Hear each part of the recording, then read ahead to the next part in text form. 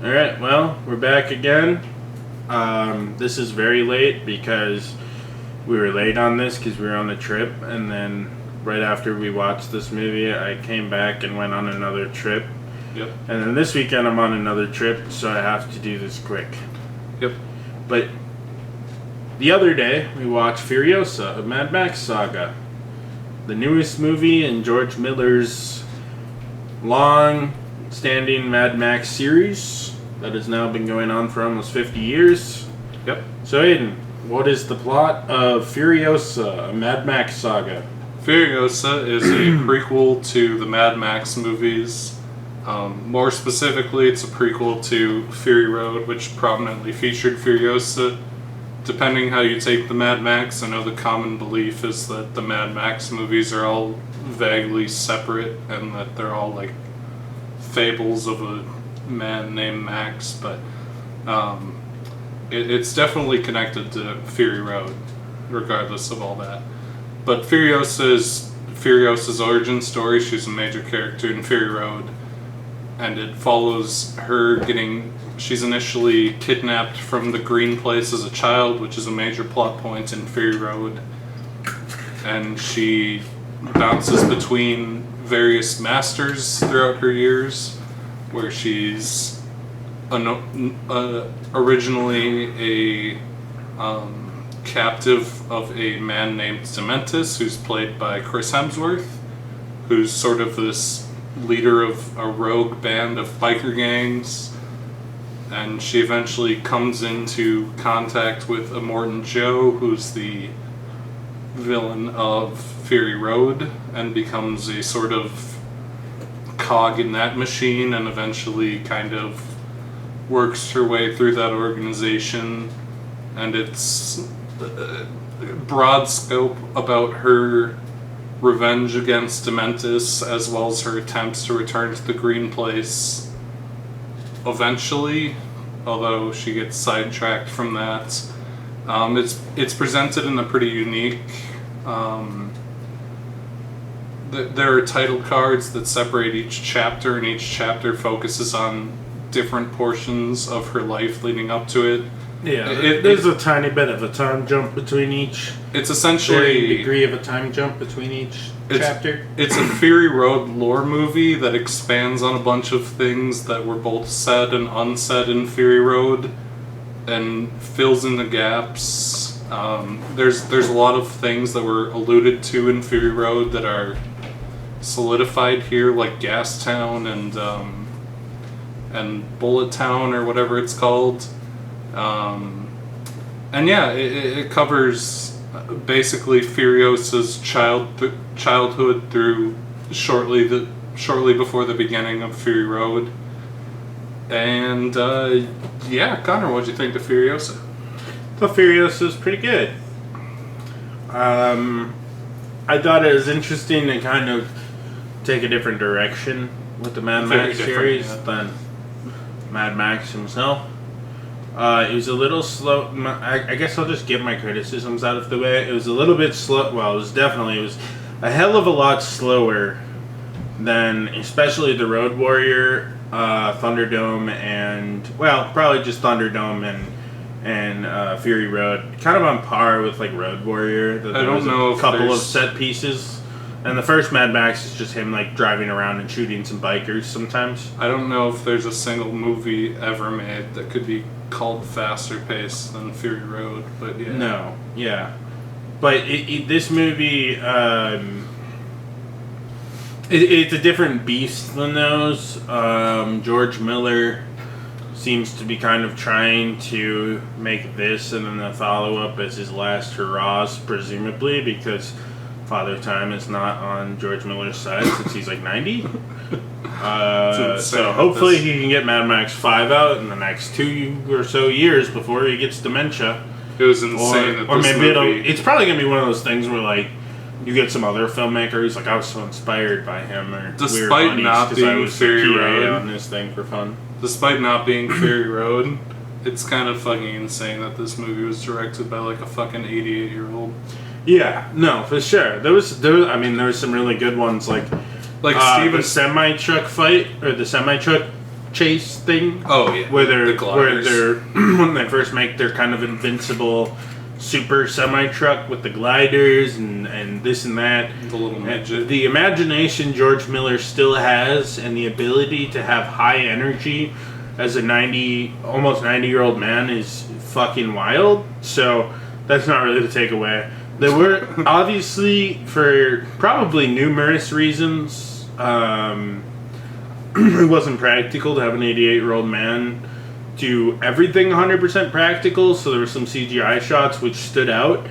And I don't know if it's that George Miller doesn't know how to use CGI, or if Miller almost wanted to have the inauthenticity shine through a little bit. There's definitely for the couple of moments, because every time there's a CGI fill-in shot for a part where it's like, I need this fill-in, I need the little person's reaction is he flies over here, this and that, and then there's like a clearly green screen. Like maybe it's the fact that he doesn't want to like go to this like the ILM like super lab and shit like that to make their mega fun CGI. Maybe he just wanted to crank it out real quick on green screens in an afternoon. I think it's like a cross section of one, George Miller's super old, two, he doesn't actually have that much experience with special effects, and three, he fucking directed Babe. He's a pioneer.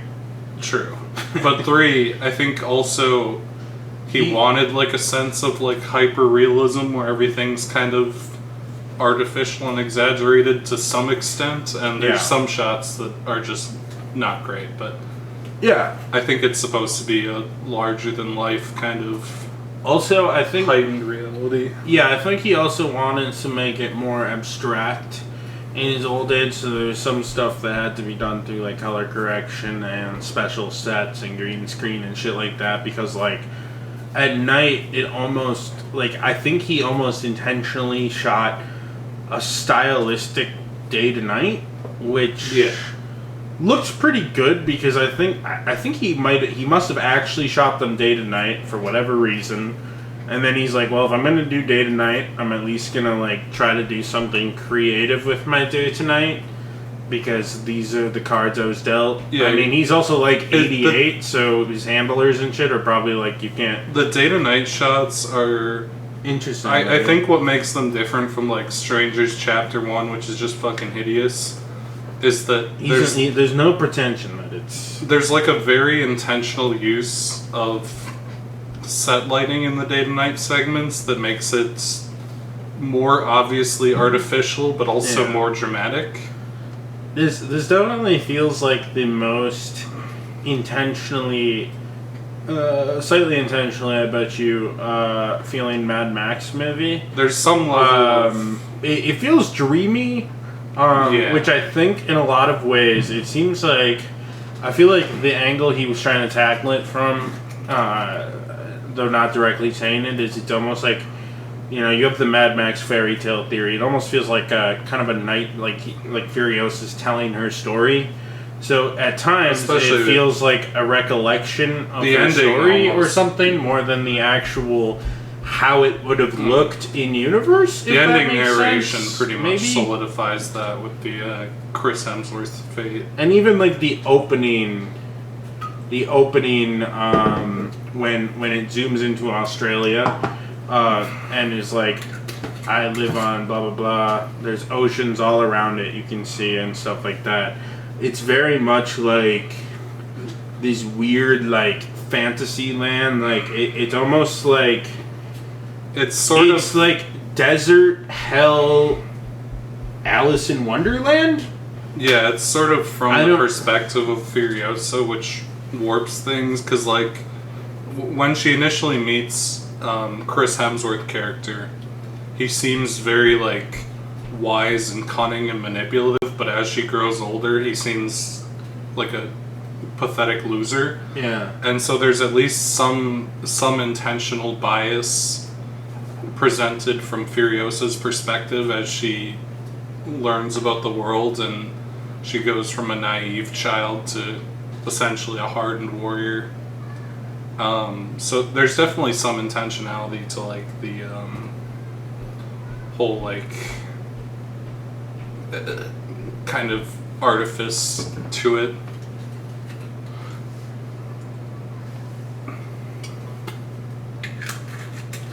We got a live Indian audience. children are watching us film this. Yeah, we got a live audience right now. Kind of awkward. But regardless, yeah. No, I agree with you. They're not moving, bro. You're just gonna have to keep going. Watch us do It's this. I think You're you still said the talking. same kid. I was Oh, just is it my turn? interjecting, yeah. Unless you want to pass it, I was just interjecting briefly. No, I finished. No, I was just interjecting about that. I don't know. Oh, okay, yeah. I remember where I was going with everything. I got distracted by the children watching us. Which was kind of weird. But anyways, yeah, no, I think part of the fairy tale aspect, in a lot of ways it feels like George Miller. This movie feels like it was directed by somebody who was 40, but written by somebody who was 88. If that makes any sense. Like, it's very, like, folky, old style, like, George Miller's telling us the tale of Furiosa as, like, the wise mage in town saying, oh, here's an old tale that's been passed down for generations, and the movie feels like presented as if it was told by somebody who's heard this story from someone and changed the story slightly, from someone who heard the story and changed it slightly, who heard it from someone who changed it slightly, not intentionally perhaps, but just the old kind of telephone story, the nature of like old style storytelling, and it feels like kind of something that like the screenplay and how it feels, it has a vibe that is so very different. There's like a cynicism to it, but like even stuff like Furiosa gets picked up as a child bride for what's his name, the villain from Mad Max 4.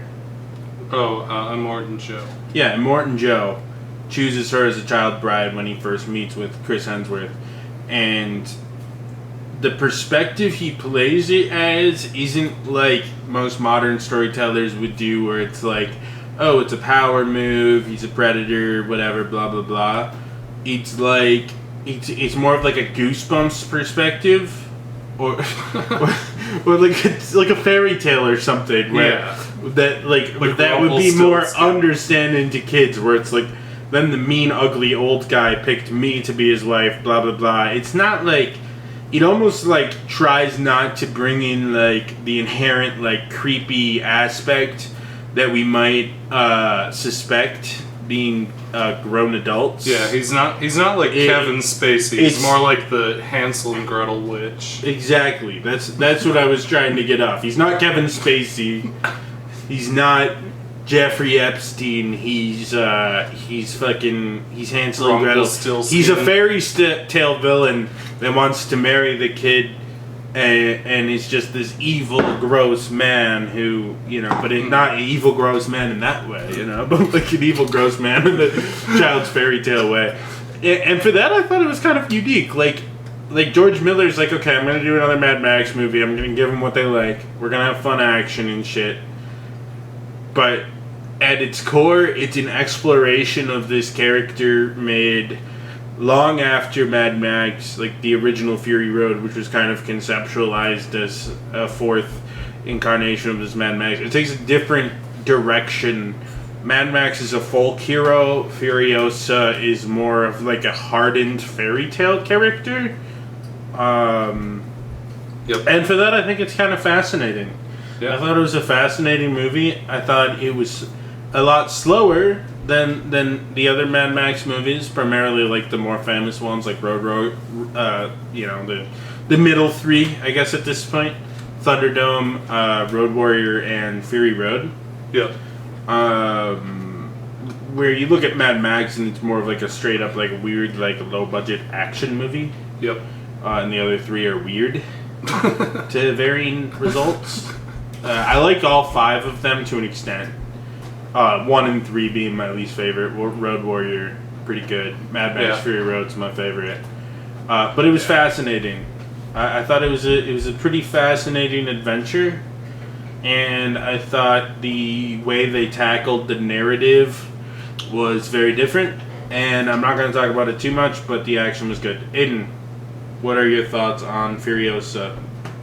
It's fantastic. It's a very different movie from Fury Road, and there are a lot of people who are disappointed it's not more Fury Road, which is understandable because Fury Road is incredible. But this movie was initially announced alongside Fury Road and was meant to come out some amount of time ago, but the filming of Fury Road was a huge mess, and this movie eventually came out, but not exactly in the form it was meant to. But this is the Fury Road lore movie.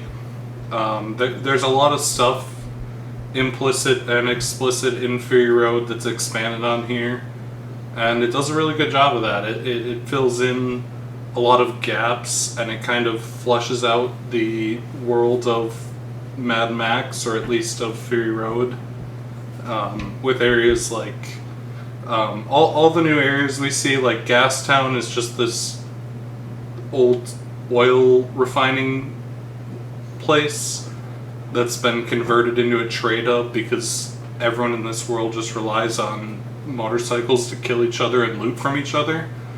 And so, of course, like, this old oil refinery would become a central hub of trade.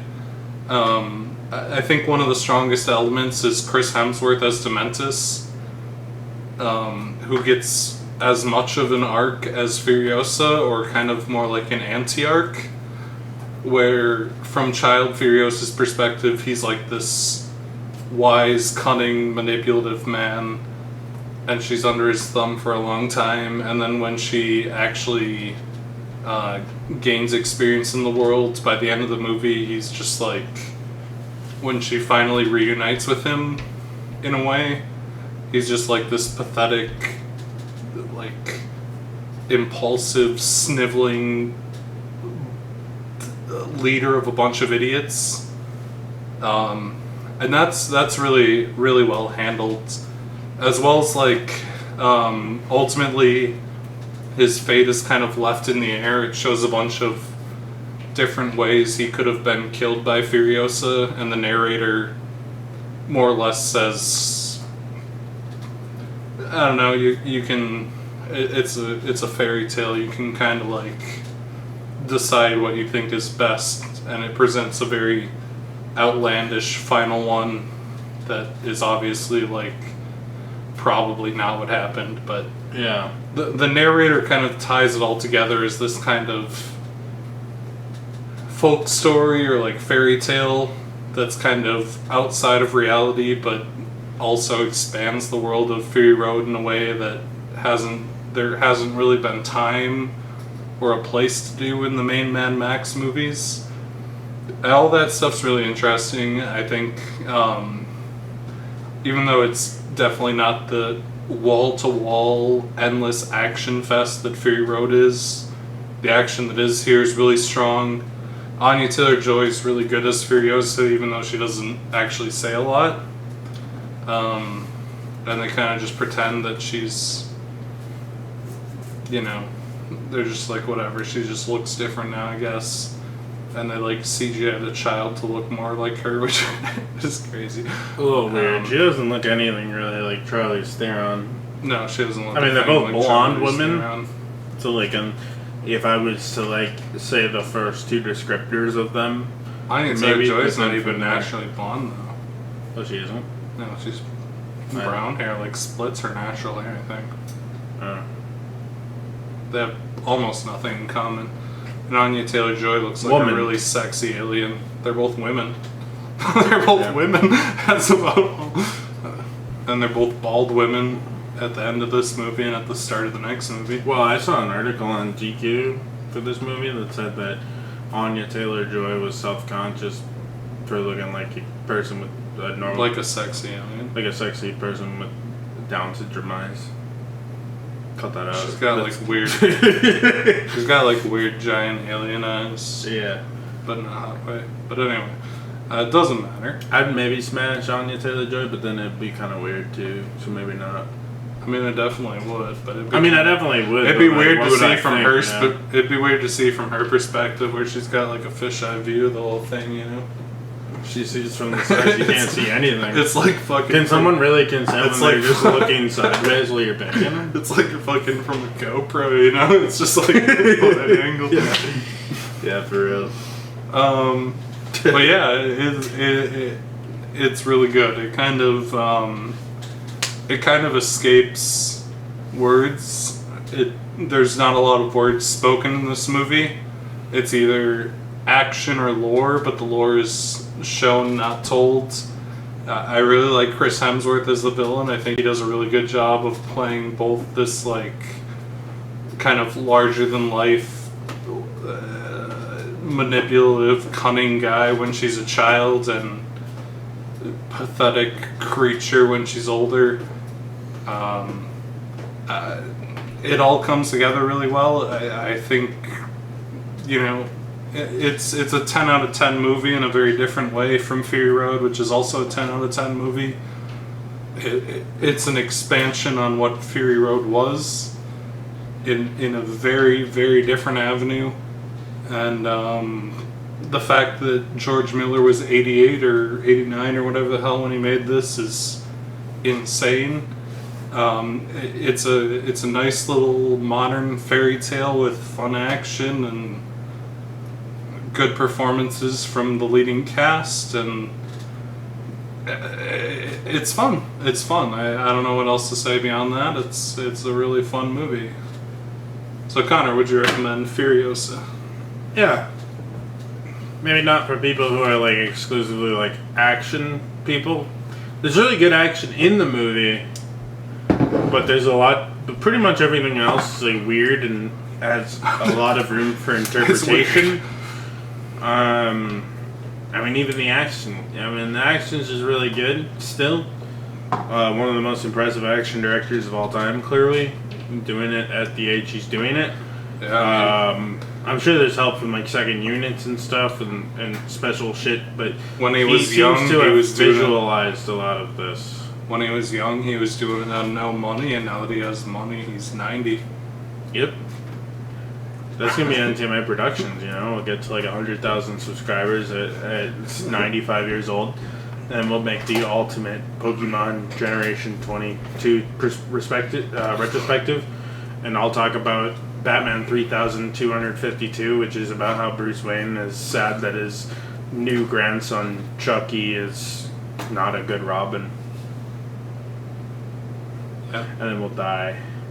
And then after we die, Pokemon Generation 24 will come out, and Batman 3655 will come out, and the world will keep spinning. Iron Man 9. Or we'll get nuked.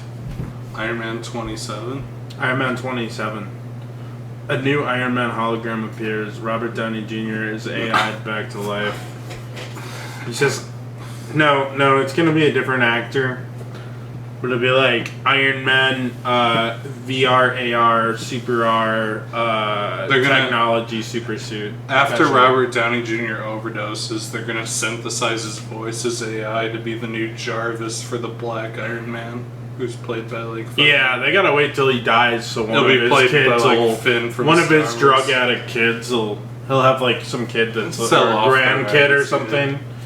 You gotta look at like Audrey Hepburn. You're starting to see it with like Golden Age Hollywood stars or Silver Age when they tried to make the James Dean Vietnam movie a couple years ago. Well, not just that, but even more like at least that's a movie. At least that's an attempt. I don't know if that's better or worse. But you'll see, like, it'll be like Marilyn Monroe, and she'll be like, ooh, buy some Arm & Hammer baking soda. It's like, shit. That's the fate. That's the fate that lies in store if you're a celebrity post-death. Like, 50 years from now, Brad Pitt will be like, I know I'm dead, but you might, since you're alive, need dialysis medication. And then in Brad Pitt's voice, it'll quickly tell us all the side effects and like. I can't wait to see the after Tom Cruise dies, the Church of Scientology is going to make a bunch of Tom Cruise Scientology commercials. Where be like, I got my thetans tested every day, and now I'm one with Xenu. You should join the Church of Scientology. Yeah, I feel like Tom Cruise will probably sign his life away. I do like that at some point. Tom Cruise has time in his day to believe in Scientology. Like, people actually got time in their day to read that shit and be like, I mean, the thing this is fucking true. Now I'm gonna motorcycle jump off of a fucking cliff. Do you think he climbs does the Burj these Khalifa dangerous stunts before he's like, I pray to you, Xenu, and then he like pulls his parachute and it it's works, probably like know? when He they doesn't film do, the like, Christian movies where he's like, Brad Bird, can you come over here before I climb the Burj Khalifa and risk my life? And he holds hands with everyone and he's like, okay, Xenu. Lord Xenu, let's praise and bless this climb. And Brad Bird's like, what the? I should have just directed Iron Giant too. Yeah. He should have done, but he should have made. he should have done Incredibles 3. He should have done Incredibles 2, really. He should have done Mission Impossible 5. Didn't 6, Brad 7, Bird? 8. No, Brad Bird wasn't the fiddler, was he? The Pixar diddler that got fired? No, that was John Lasseter. John Lasseter. And John the Pixar Lasseter. diddler. I like how the accusations against John Lasseter. There was someone at Disney who wanted to move up to his position. So they're like, John Lasseter, he's like a creep. He'll like go up to people and be like, you did a great job and do you want to give me a hug? And they'll hug him. And he's like such a fucking creep. He's like the Kevin Spacey at Pixar because he gives people fucking hugs like a fucking happy dad, you know? Yeah, no, my thinking. The John Lasseter accusations. My thinking on most that whole nothing matter really. is like, John Someone Lasseter wanted is to just some move happy guy that in like the 1980s, Also, if you like- when he had like 5 people working at Pixar with him, he's like, come on, give me a hug, buddy. And now he's trying to hug random people. Yeah, no. If you look up John Lasseter, he looks like your fucking grandpa, and he like wears Hawaiian shirts. And he was just going around the office giving people hugs, and someone wanted to move up the corporate ladder and got him fired because he was just hugging people. He was being a nice old Pixar grandpa. You got Harvey Weinstein getting every fucking mouth in Hollywood around his wiener. And Louis C.K.'s walking around jacking it. off. He's just jerking it on the fucking Kevin thing. Spacey's fucking every 15-year-old in radius. Not only that, but then Kevin Spacey upped the ante by killing everybody. And then Hollywood's like, well, we can't convict him. House of Cards season 6, perhaps? You can't convict him anymore. Everybody's dead. What a fucking shocking coincidence. But yeah, we should probably recommend Furiosa and move on. We already did. No, we didn't. Okay, well, do you recommend Furiosa? Absolutely. Do you recommend Furiosa? Yep. I'm pretty sure I did, but I'll do it again. Just in case for the edit.